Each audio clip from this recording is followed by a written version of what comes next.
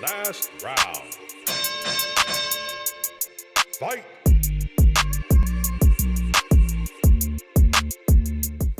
Hello and welcome to the Last Round Podcast. I'm your host, Dan Saunders. Joining me as always, my co-host, Anton Austin. We're here at Corefit in Birmingham to speak with two-time WBC champion, Liam Mcgrandles. Cheers, mate. Thanks for having us down. I wanted to start off by asking you if you had a good time in Poland. Yeah, really good. Really good. Just missed the quarantine as well, so that was extra bonus. I was going to say, I was worried that you might have to isolate him and won't be able to do it, but... Oh, no, just in time. So how did you get your start in Muay Thai? Like, where did your journey start off? Started off, I was 14, and a load of my mates was all coming here to this gym. It's the only gym I've ever trained at, and only martial art as well. So when I was 14, 8 years ago, come up here for a trial session, just to give it a go, and obviously didn't really think much of it, and loved it, and then just... I'd done an inter-club after about a month, and then I think my first fight after about 3 months, and then just kept the ball rolling from there, and just kept it going and haven't stopped. Yeah.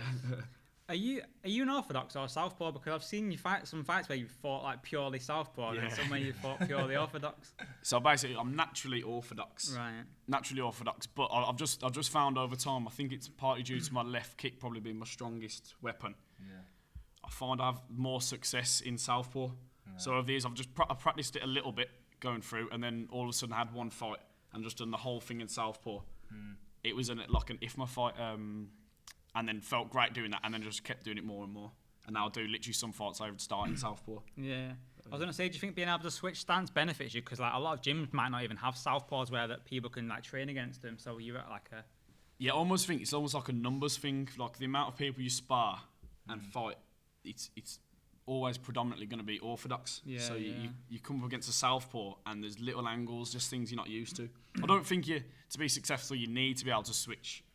Because you have got loads of fighters. Like for example, you might not see like Giorgio Petrosian move from southpaw to orthodox. He just sticks to one. So I don't think you don't think you need both. But I think if it works for you, enjoy it, then I think you should practice both. Didn't you fight against Jetsada as like in southpaw? Yes, almost started a bit in southpaw, then went into orthodox and started low kicking him.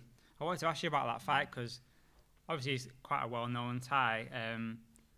For an experienced fighter, he didn't look comfortable in there though. Like it looked like he was giving him quite a hard time, like in the first few rounds. Yeah, I almost don't know whether I'm almost caught in two minds whether I was giving him a hard time or that was almost part of his plan to try and draw me in and let me say like I landed a couple of low kicks, and obviously he had... You landed like 5 in a row, didn't you? Just bam, bam, bam, yeah, bam, bam. And from there, I literally thought, like, he just got a poker face and really his leg's hurting. And I thought, any moment now, he's going to start limping. But then he just didn't come. And then once you've put so much into round 1 and 2, as you probably know from past experience, you put so much into round 1 and 2, like, and they haven't really got going yet then. You're in trouble then, do you know what I mean? When it's 3 and 4 and you can feel you're tired. And they're just getting going, do you know what I mean? Did it's he hard. stop you in the third or fourth? Fourth. Cause I thought personally watching it that you were winning up until that point in terms of scoring. Yeah, I think it all depends how you looking at it. It's a difficult one. I feel like I was doing well in round 1 and 2, but I feel as though I could have almost done with saving that for round 3 and 4. So if round 1 and 2 I'd played the game a little bit and then saved that real high intensity kind of pushing the pace for 3 and 4. Then you never know, things might have been different, but... It's always a catch-22, isn't it? It is, it's always, you drive yourself mad, don't you, going over past fights. Yeah. How do opportunities come to fight someone like Jetsada and MTGP? It's just like, it's mad, like you just get like the message out of nowhere, and obviously it's a great feeling at the time, do you know what I mean? Like your coach will message you saying, I've just had this offer through. Yeah. And that feeling itself is unreal, do you know what I mean? You get a big fight offer through, main event, world title, do you know what I mean? It's good, man, but it obviously just takes... building your name up, keep winning, and then the opportunities will come. Yeah. What do you think, like, say for that fight, for example, what would your purse come out like after the fight? Like, do you think he would have got paid more to get, like, for them to bring him over, or do you think you would have got like a similar amount? Like, how do you think it would have gone? You know what? I don't have a clue. I don't know whether because he's the title holder, I don't know whether they'd look after him and give him extra, or because he's getting flown over. Does that mean he gets deducted a bit? But I think I literally have no idea who would have got more. You'd imagine, and quite rightly, being as he was the bigger name, the title holder, quite rightly, if he got more. But I don't know. Were you happy with like your purse that you got for that fight? Yeah, it was. Yeah, the purse and good ticket deal as well. Yeah, I was happy with that. Yeah. Oh, okay. What are your views on the purse in general? Do you think like they could be higher? Do you think are you just quite happy fighting for whatever you get given?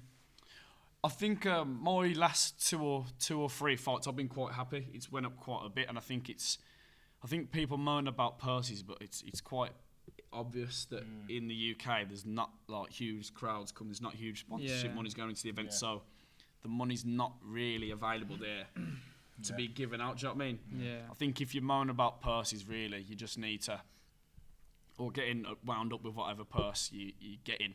You either need to have a look at what sport you're doing, or just kind of just focus on the fact that if you do become that top percent and one of the best in the world, that you will get signed to a big promotion and get paid more. Do you know what I mean? Yeah. So I think when you're building up in a sport where you know there's not much money in, it would be silly to be moaning about what you're getting paid. Yeah, do you know what I mean? Put the energy into the training, and obviously exactly, and then just know that them bigger purses will come eventually.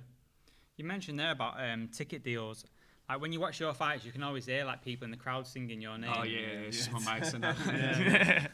When you hear that in a fight, does it spur you on? And like if you're in like going for a tough time, like you know what I mean, give you that. Yeah, I love it harder. Yeah, I love it. It's all my mates come, all people from the gym come, and it's unreal, man. When you're walking out, and then when you're fighting, and then when you're tired and people are singing, and that, it's good. Yeah, it really does help.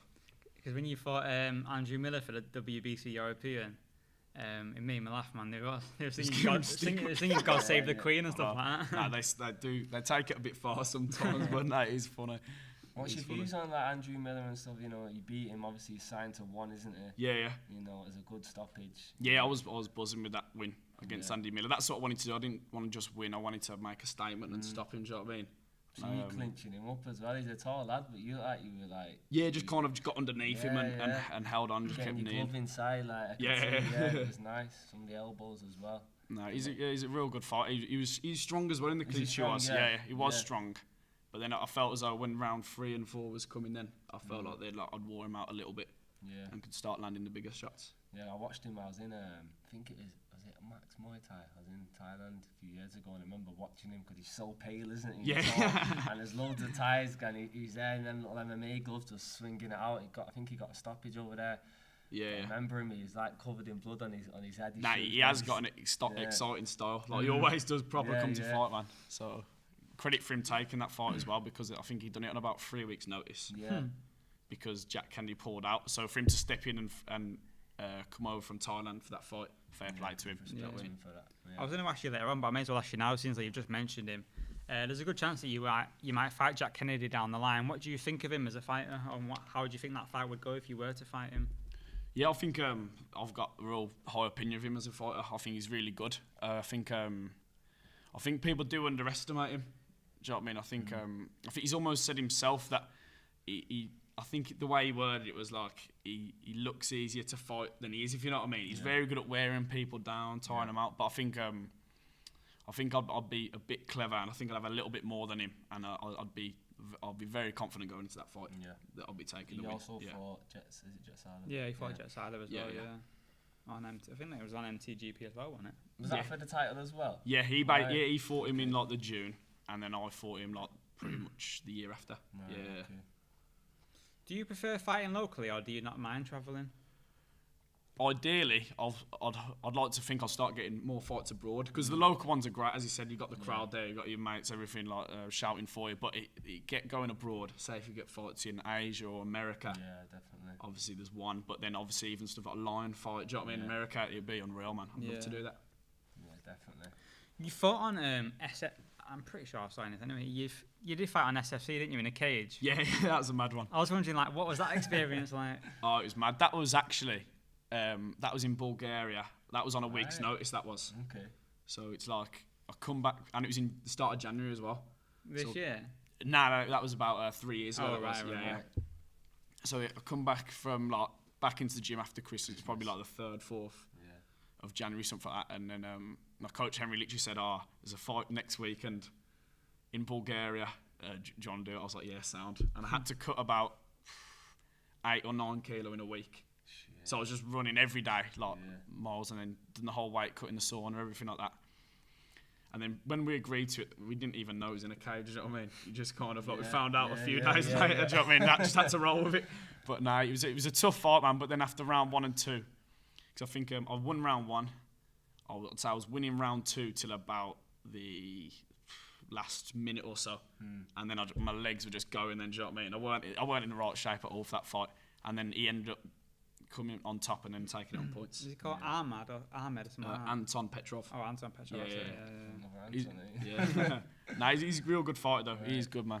I do rate him. Bulgaria, that was a mad experience, though, wasn't it? Yeah. Did you have a good night out after it or anything, or what? Or Yeah, no, it did too fair. It was good. It's just a bit mad, and you turn up to the weigh-ins and that, and everyone's like, well, I'm like, I'll look young anyway. But then 3 years ago, even younger, like, because the guy that was fighting Anton, he was like their local boy. He was main event again, Right, okay. so he was like their guy, if you know what I mean. Yeah. So even on the walkout, like the guy sung his walkout song behind us. Yeah. With his name in the song, everything. He had a top on it said Anton Petrov and that. So like I was getting looked up and down, like I was gonna get battered. You know what I mean? I think MTGP, they've done shows in Bulgaria, haven't they? I'm sure they have. Yeah, they have. Yeah. They have. Yeah. I think he's fought on MTGP, hasn't he? He has. Yeah. I think he's fought once Yeah, is it right? in Okay. Bulgaria. I think he fought once and won on that as well. Yeah. Right. Nice. So what are your views on Thailand? Like, you've been out there, haven't you? Yeah, haven't fought. I've just been out there to try and have a holiday and stuff like that. Really. What's your thoughts on like training over there and stuff? Do you think it's important for like A-class fighters to go out there like a lot, or you think just go once and once you've experienced it 1,000 times type thing? Nah, I think it's all down to preference, really. I think you're only ever going to improve, I think, from going there. Do you know what I mean? Unless maybe I think it all depends on your style sometimes. If you like, if you're like a K1 fighter or that kind of style, then go in there. That might almost slow your pace down a bit and almost like hinder your style because it might take away from what you're good at. Yeah. But I think it's always going to improve your clinch just because you're just going to get dashed about all day long, aren't you? Do you know what I mean? So I think there's definitely, it will defo help Muay Thai fighters. Do you know what I mean? Spending a bit of time over there. Have you been just once? I've been a couple of times again for a holiday. I was supposed to go June last year to train at Ratchanon for 2 weeks, and they said they was gonna get us matched before I go at Lumpini. Okay. Right. So that was supposed to be in June, and obviously Corona's messed all that up for us. But yeah, that was a shame. But now hopefully, as soon as restrictions open up, I'll be going over there. Definitely for a fight. You beat the current UK #1, Jack Cooper. Yeah. I was wondering, is that a fight you'd like to have again, or do you think, I've beat him now, I don't want to like... Right now, I'm not too fussed, if you know what I mean. Oh, God, we fought once. I got what I wanted to get the rematch and I won. So I'm not really too bothered about that rematch, to be fair. And because we're fighting at different weights. Yeah, I was going to say, We're that fight's a little bit heavy, doesn't it? Yeah, he's the weight division above, and we're not really on the same path just because we're fighting different people. So I can't see us fighting again. Yeah. But I suppose you literally never say never. Who knows? Like, say if down the line we're both #1s, different weights, a catch weight fight might be good, but who knows? We'll just see. Is there anyone at your weight who you would, like, not to say call everyone out, but like, who would you like to fight at your weight? Either Jack Kennedy or Brian Tutty, just one of them two, just purely because they're above me. I've been matched with Kennedy before, obviously we talked about earning, he pulled out, and then they drew. So I'm basically expecting when things open up again and shows start, I think they'll end up fighting, and then I think I'll just try and get matched against the winner. Right, yeah, because they fought in the last Yakao, didn't they? Yeah, exactly. Yeah, they drew on that. Is that the last one? I think so, yeah. Was it? No, the one before. The one So before, I went to watch it. It weren't the one in March. It was the one last October they fought on. Yeah. So they drew on that, and I think I'm guessing they'll get matched up pretty quick because they both want the rematch with each other. So I'll just try and fight the winner of that. Okay. How would you describe your style? As a fighter overall, would you say you're more of a female counter fighter, or would you say you're more aggressive? Is there anything that you favour more than? Yeah, others? I'd say I'm a female counter fighter. Yeah, definitely. But I don't like to be too much on the outside. Yeah. I do like to. I'd like to think I can switch things up a bit. You know what I mean? Yeah. And not follow one style because I think people can. I'd like to think I'm hard to create a game plan against. Yeah. I'd like to think if someone started getting on top with one thing that I can switch it up and like surprise them and do other things. Yeah, I think that I'd say that you're good on the outside, but again, you're not scared to get close and get in the clinch. Yeah, I and do stuff like getting stuck, throwing elbows on the way and then locking on and trying to lob, tire them out. I do like that kind of style as well. See you tiring a good few people Yeah. out. I've seen a few fights. You lock on and then keep doing it. Yeah, it's good. This is a bit of a left field question, so bear with me. But Do you think you've ever fought anyone who's been on performance enhancers? Potentially, yeah. Yeah. Not gonna. I wouldn't be surprised if there were. Do you know what I mean? I'm not gonna name any names, are you? But I wouldn't say definitely yes, but there's a chance a couple. I wouldn't be so that surprised. To be fair. Do you think like there is the potential for it to be rife in a sport like Muay Thai because there is no testing? Yeah, particularly because everyone, including the fighters, all know there's no testing. Yeah. So like you just know there's just gonna be people cheating out there, don't you? Do you know what I mean? Yeah. What about you? Do you think you've ever fought anyone who's been on anything? Obviously, you don't have to say the name, but I don't know. I don't know. It's hard to say, isn't it? I don't know. Yeah, I'm the same as you. I don't know, but it wouldn't surprise me if there's one or two. Do you know what I mean? Yeah, I don't know. Fair enough. I don't know. Who are you sponsored by, and like, what do they do for you? You have got sponsors, haven't you? Yeah, so I'm sponsored by Clinch Mob, and they like to provide me with some training kit and training gear, and then also big production house, who's going to sponsor the trip to Thailand as well. Okay. Nice. Yeah. So that's like a great help from them. Definitely. Do you know what I mean? Yeah. I was going to ask you that before. Like going to Thailand, it's nice if you can get someone to sponsor you and help out with the cost of getting there. It can be costly otherwise, isn't it? Yeah, because man, like people think if you're going over there, you're going to Thailand, and it's like, oh yeah, he's going on holiday. But if you go in there, like stopping like almost on the outskirts of Bangkok, and like there's nothing to do. Yeah. You train every day, wake up, and then have a fight at the end of it, and not get paid really for the fight. Yeah. Then when you word it like that, it's not really something you want to have to save up for and pay for yourself. Do you know what I mean? I've said that to a few of my mates when I went last. I went to Sitmonchai, Kanchanaburi. Yeah. And it's like, you know, low-key little place. There's not Yeah. much to do, and I'm like, you ain't It's gonna not a walk holiday, home, is you it? ain't It's gonna- not a holiday. It's not, It's not a holiday, man. not ping pong shows and all that stuff. No. It's different to them islands, isn't it? Yeah. Proper. So who's like? What would you say has been your toughest fight then? Toughest fight, other than the obvious one being Jetsada, because like he just beat me fair and square. Do you know what I mean? He let me time myself out, and then like, ended up like stopping me with a punch. So putting that one aside, I'd say in ways it was potentially my winner versus Checkbin. Yeah. Just because it was literally 5 rounds solid. Yeah. And even though on the scorecards I would have won comfortably, I'd say I most likely took round 3 to 5, 3, 4 and 5. But it was just exhausting because he was that strong, and he had to be like, I had to make sure I was on it the whole way through, just because he was dangerous with his hands, elbows. Yeah, He's got like a stoppage win over Jack Kennedy, Right. so it just shows he's dangerous. Do you know what I mean? Yeah. What's your views on like the 3 and 5 round difference? Like, have you got a preference on what you'd prefer to fight?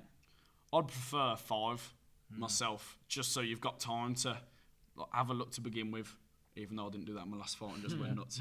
But really, like, I'd like the 5. Have a look to begin with, and then you really see the level difference. I think in 4 and 5, because you both get that chance to have a look, see who's like good at tiring the other person out as well. Do you know what I mean? It's all the tactics involved.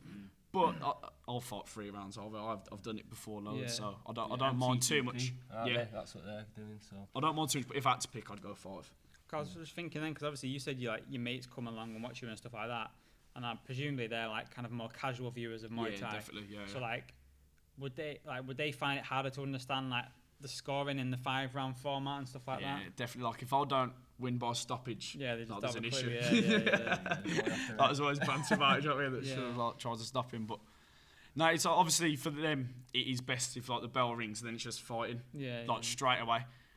But I'd like to think that I still, even round 1, I'm still coming forward. Do you know what I mean? Rather than just completely. Like some people literally do round 1 and 2, like just like tap the legs and do nothing. I'd like to think what I do in round 1 and 2 is kind of setting the tone for the later rounds, like what we spoke already, like trying to tire them out. Do you know what I mean? Yeah. So, you know, going back to the fight against Jetsada, like you said, you know, you thought you might have started a little bit too fast, and you know, he's thinking, oh, I've done too much. You know, maybe should have saved it for later on. How does that play a part on you when you're in the actual fight in the corner with your coach and stuff like that? You know, are these thoughts going through your head now? His legs not even damaged. I've not hurt him. You know how? No, I think it's more after. After When I think it was only after when I reflected on it. At the time, I'm more just. What I think I'm quite good at is not kind of like having them like negative thoughts during the fight. I think I can pretty much just switch off and just kind of go with the flow. But obviously, I was aware that I was getting tired. Yeah. But I don't dwell on it too much. Just try and keep going. Yeah. So, which is I think is a good thing, because that wouldn't be very nice if he was in the ring knowing that you'd like fucked up a little bit to start with, and that he was on the back foot then. Do you know what I mean? I don't think that'd be helpful at all. I think the Thais are good at it though, aren't they? I know even Paul said about Superbank, it's like there's no emotion sometimes. Yeah, sometimes nothing. they'll sweep you and they'll pick you up and like almost like Yeah. patronise you a little bit and like, come on. And It was you know, literally against Jetsada. It was the other way around as well. right, One of the first kicks he threw, I caught his leg and threw him on the floor. right. And he got up and like pointed and started laughing at me, and I was thinking like, I've literally threw you on the floor here. Like, but that's all the mind games. It's weird, man. But they know what they're doing. It's all with the Thais. It's the subtle things. It's like the defense. Everyone knows the defense is unreal. But then even if say you get them in the clinch, they're like strong. But if you manage to get in a good position, you think like I'll get some good knees in here, and all of a sudden they've kind of flung their body into the ropes. Yeah. And they're holding onto the rope and their other knee's up. Yeah. And all of a sudden you're getting broke. Yeah. And you're like, how's he just done that? Do you know what I mean? Yeah. And all of a sudden you're fighting again. And it's back to where they want it then, do you know what I mean? Yeah. So they're clever, man. You mentioned off camera that obviously you fought just before lockdown started against Jetsada, and then obviously lockdown happened, so you never got a chance to kind of like redeem yourself. I was wondering, like, a loss like that, does it play on your mind for a while after the fight, or can you just like kind of move on quickly? In a way, it plays on my mind, I'd say, in a quite a productive way, just because it just drives me nuts, and it just makes me want to train and fight and that. Because literally through lockdown, I was just training every day, like twice a day still, just at home and that, like just doing like a lot of mad shit. Do you know what I mean? Yeah. But it's just because that was in my head, and the whole way through I was just thinking like, as soon as a fight comes up, I'm gonna be ready and go again, and do you know what I mean? Just keep getting better. Have you been offered any fights at all? Nah, literally nothing. No. It's frustrating. There's been a couple of things where people have said, they might try and do an event, potentially, and maybe behind closed doors, but it's depressing, man. Do you know what I mean? You just don't know when the next one's going to be. Yeah. But I suppose you just got to keep training. Could be a while still, I know there was meant to be like a Mazda one a few weeks ago, but that got cancelled, didn't it? That was a real shame, to be fair. Like, Nico Carrillo was fighting the French guy on it, wasn't he? Yeah. But obviously that got called off. He's at your weight, ain't he, Nico Carrillo? Division below. Oh, is it? I'm 66, he's 63 and a half. Oh, right, okay. Yeah. That's weird, that, because like when we do those polls about who should fight who, like he always seems to get mentioned alongside Jack Kennedy, don't he? I think he has a couple of times, yeah. Possibly. Yeah, it'd be interesting Jack can fight. I think Jack can make 63 and a half, though. Yeah, I think he said he can make it, but he just wouldn't want to do it every time because it just kills him. So like, if he can go down as well. Yeah. Speaking of that, how much weight do you kind of have to cut on a regular basis? Not regular, but you know what I mean. Like, what's the average weight you have to cut? Pretty much. Right now, I'm 74 kilos. I never really go over 75, and it literally only takes you about a month of. Obviously, I'm training all the time anyway. Yeah. So you naturally. 8 weeks or so, I'm training even harder, watching what I eat a bit. But then I'd say it takes 4 weeks really to get from say 74 down to 66 and a half, including the little water cut at the end. Do you know what I mean? Okay. So like, a weight cut for me isn't an issue. I always make it comfortable, to be fair. That's good. I know you're kind of the same as well, aren't you? Like you kind of eat clean throughout most of the year and stuff. You're always training, you're always teaching and stuff. Yeah. I think it's more the little treats. You have to just stop the little treats. Isn't it? Yeah. But it's a lifestyle, isn't it? You've got. Yeah. So you just can't go out for a nice meal. Can't go out with your mates. You take them things out of it, and your weight drops a little bit. Yeah. And then tighten things up a bit, and then you're pretty much there. Do you know what I mean? What you like after a fight? Do you kind of get straight back on it? Obviously, it all depends about your injuries and stuff like that. But do you like, as soon as I finish the fight, I'm gonna go pizza, I don't know, Domino's, and I need, what you like. I always kind of what you like. I kind of burn the candle at both ends, order. Right. So like, I'll go out. Say if the fight's on a Saturday, I'll go out drinking Saturday with my mate Saturday night, and then Sunday, wake up, have some food, then drinking again. Yeah. But then it'll be like, and then I'll be like, I'm not in a good way on Monday. Yeah. But then I'll be training again, maybe Monday or the Tuesday. Yeah. So that you end up getting yourself exhausted, man. Do you know what I mean? Where you should be chilling a little bit. Yeah. I do too much sometimes. Do you know what I mean? I can't do 2 days drinking. I'm too old for that, me now. I had it. I can't remember what fight it was now, but my foot was in a bad way, and I remember putting on. It was after that Rebellion show, wasn't it, in Blackpool? Oh yeah, I think it was. When I tried going out on a night out, I was trying to get my feet in me like your shoes and that. I remember hobbling out a taxi. It's funny hobbling round the town. Yeah, your feet were in bits after that fight, weren't they? Well, I kicked a good few knees. Yeah, you're kicking knees, elbows, you're wrecked, aren't you? Literally wrecked. So my last question would be football related. Do you think Aston Villa will stay up? Yes. Yeah. You're confident, yeah. Yeah, it'll be. I reckon somewhere between. Like, I'm a Villa fan, but I'm not gonna try and go on. As if We're I'm gonna win the league. But I'm not even like a massive Villa fan. Do you know what I mean? I'm into a bit of football and that, but I'm not. I don't watch them every week. I don't have season tickets, but I'd predict. I reckon somewhere between 15th to 12th, somewhere around that region. I don't think we'll be in the relegation battle. Yeah. Do you know what I mean? I think we'll be out of that. We'll be safe before that. Anyway. All right, I hope so for your sake. Yeah. So another thing as well, just about your training. So we're here down at Corefit. I must say it's impressive. You know, the setup's wicked. Yeah. You've got it. I'll put a clip over this of like showing the gym. Yeah. How does your typical like during a fight camp? You know, you're training twice a day or once a day, or how does it vary? Do you know your training you do? Do you do any boxing anywhere? Do you do, you know, any yoga stuff like that? Yeah, I try and keep it to 6 days a week, twice a day. Yeah. But then sometimes you have got to listen to your body and have taper out a little bit. Do you know what I mean? You can't, if you're keeping that up over a amount of weeks and every session's hard, it does get too much. Yeah. But I try and keep to roughly that 6 days a week, twice a day. I try and get in as much Thai boxing as I can because in them sessions, just because I think you can't replace improving in Thai boxing, improving the skill, and it's just repetition. Do you know what I mean? Yeah, the more you clinch, the better you get. Do you know what I mean? But then there'll be a couple of runs in there and a couple of S&C sessions in there as well. Do you know what I mean? But other than that, all Thai boxing. Yeah. Do you believe in like kind of like a peak fitness and then you can go above it by overtraining, or do you think like no matter how you train, you'll always be at your peak?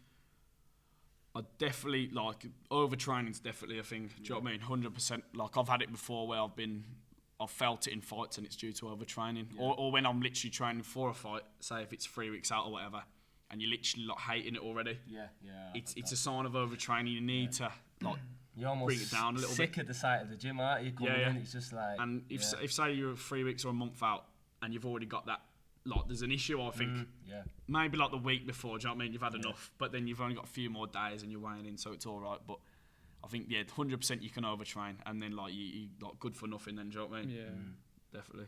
Wicked. Have you got anyone you want to shout out? Any brands or anything you want to shout out before we finish? Just the ones I already spoke about, Clinch Mob, and then big production house. All right, wicked. Thank you for having us down. Really appreciate it. No worries. Thank you for coming. Thank you everyone for watching. See you again soon.